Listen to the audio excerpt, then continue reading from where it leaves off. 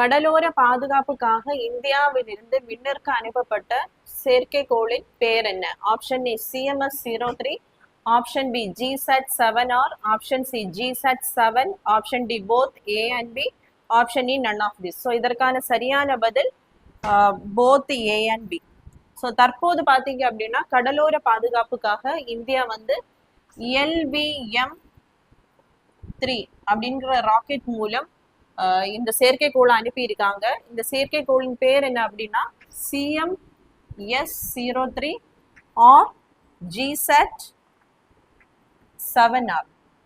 So இந்த செயற்கைக்கோளானது எதனுடைய தொடர்ச்சி அப்படின்னு பார்த்தீங்க அப்படின்னா 2013ஆம் ஆண்டுல கடலோர பாதுகாப்புக்காக GSAT-7 அப்படிங்கிற செயற்கைக்கோளை வந்து அனுப்பியிருப்பாங்க. அதனுடைய ஆயுள் காலம் முடிவடைந்ததுனாலதான் இந்த CMS-03 அல்லது GSAT-7R அப்படிங்கிற செயற்கைக்கோளை வந்து விண்ணிற்கு அனுப்பி இருக்காங்க. இதனுடைய கால அளவு பாத்தீங்கன்னா 15 years. ஸோ இதுவரைக்கும் அனுப்பப்பட்ட அந்த செயற்கைக்கோளிலே மிக அதிக எடையுள்ள செயற்கைக்கோள் பார்த்தீங்க அப்படின்னா இந்த ராக்கெட் தான். இதனுடைய மொத்த எடை வந்து 4410 கிலோகிராம்.